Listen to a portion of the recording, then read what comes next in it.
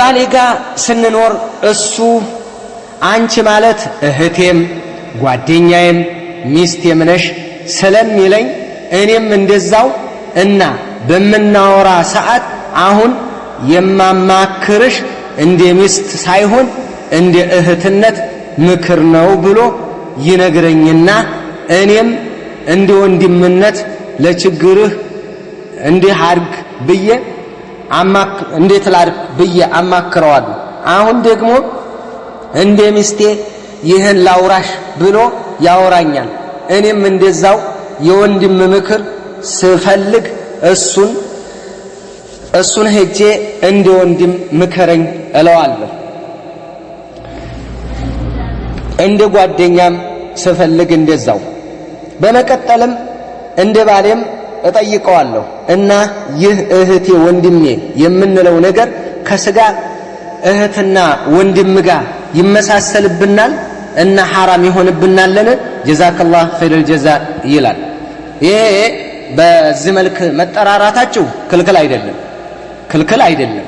እህቴ ወንድሜ፣ ወንድምዬ፣ እህትዬ ብትባባሉ የሙስሊም እትማማቾች ናችሁ፣ በእምነቱ እትማማቾች ናችሁ። አዎ በእንተንም በሰው ልጅነት እትማማች ናችሁ፣ በእስልምና እትማማች እህትና ወንድም ናችሁ። ምንም ችግር የለም። እንዲያገላለጽ ግን አንድ የምነግራችሁ ነገር ምንድነው? ዑለማዎች ይጠየቃሉ እንደዚህ አይነት قول الرجل لزوجته أنت أمي أو أختي أو يا ماما ሚስቱን ባለቤቱን አንቺ እኮ እህቴ ነሽ ይላታል። እናቱ ማማዬ ይላታል፣ የኔ ማማ ይላታል። ኡሚ የሚለው ማንን ነበር? እናቱን ነበር። ማማ ብሎ ቢጠራት ባለቤቱን እንደ እናቱ ማለት ነው። ማማ እንደሚሉት እናታቸውን ሚስቱን ማማ ቢላት ይሄ እንዴት ይታያል ብለው ሲጠይቋቸው አላ ሐሰቢ ንየቲ ነው፣ እንደ ንያው ነው የሚሆነው። ምክንያቱም እቺ ጥያቄ አንድ ጽንሰ ሐሳብ የያዘችው ነገር አለና ነው። ምንድነው? በጃሂልያ ጊዜ አንቲ አለየ ከظهر امي او ከظهر اختي ይላታል። ያንቺ ጀርባ እንደ እናቴ ጀርባ ነው። እናቴ ጀርባ ላይ በፍላጎት በስሜት እንደማልወጣባት ሁሉ አንቺም እንደ እናቴ ነሽ፣ ምንም ላንቺ ስሜት የለኝም የሚባለው ዚሃር ይባላል። ይሄ ዚሃር ድሮ ፍች ነበረ። በአሁን ሰዓት ደግሞ ሱረቱ ሙጃዲላ ከመጣ በኋላ ማለት ነው። قد سمع الله قول التي تجادلك في زوجها وتشتكي الى الله የሚለው። ስለዚህ በአሁን ሰዓት አንቲ አለየ ከظهر امي ካላ አንድ ሰው ከፋራውን አውጥቶ ነው የሚለው። ከፋራውን ያወጣል። ዒትቁ ረቀባ ወይ ደግሞ 2 ወር መጾም በተከታታይ ወይ ደግሞ 60 ምስኪን ማብላት። ይሄ አለ።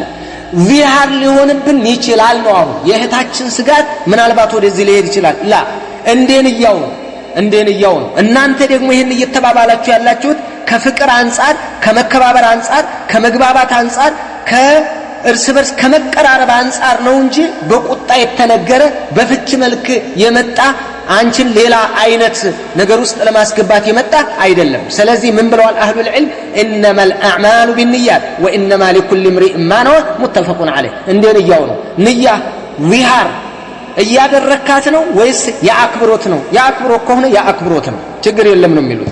ይሄ ምንም ጣጣ የሚያመጣው አይደለም። እሷ ባባ ብትለው ባባ የሚባለውን አባት ነው።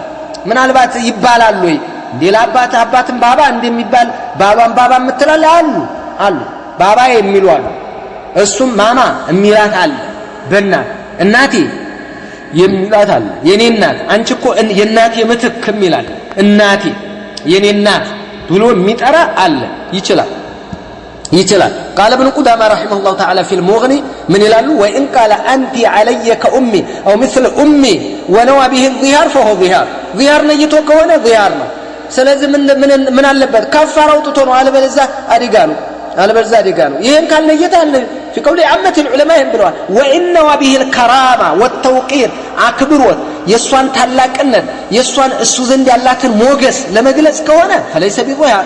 وهكذا لو قال أنت كأمي أو أنت أمي أو امرأتي أمي እያለ ቢናገር ምንም ችግር የለበትም ይላሉ።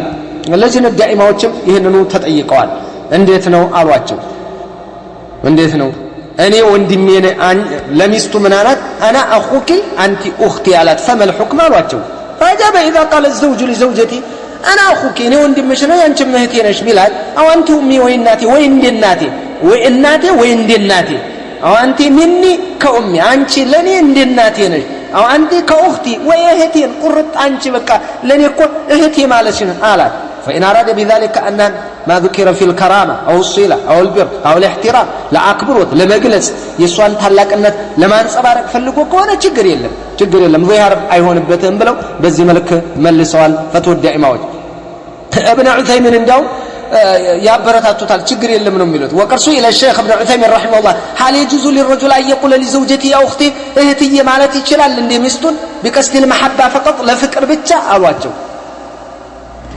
ويدقمو يا أمي بلا تسيجلال يقصد المحبة فقط فأجاب نعم يجوز له أن يقول لا يا أختي أو يا أمي بلا تسيجلال وما أشبه ذلك من الكلمات التي تجيب المودة والمحبة فكر يا متقال يا لو نعرفت نقر متكم يجلال لا فكر كهانة ظهار ليلانو بقطانو ميوت أو نميلوت ظهار سيقطانو سويو أنت علي كظهر أمي أنت مالت الناتي لش بكا በስሜት አልፈልግሽም ያንኛው በቁጣ የሚመጣ ነው በፍቅር የሚገለጽ ምንም ችግር የለም ብለው በዚህ ያመጣሉ ኢማም ኢብኑ ባዝ እንደው ባይጠቀመው ጥሩ ነው ሌላ ያሻማልና ወደ ዚሃር ያመጣልና ይላሉ ለማንኛውም ይሄ ቢሆንም من حيث الأدلة ከማስረጃ አኳያ ወደ ዚሃርነት የሚያመጣው ስለሌለ እሷም ባባዬ ብትለው የሷማ ምንም መጀመሪያም ዚሃር አታደርግም የእሱ እናቴ የኔ እናት እህቴ እያለ ቢናገር ምንም ችግር የለም ነው ምንም ችግር የለባችሁም እህታችን ወይም ወንድማችን በዚህ መባባላችሁ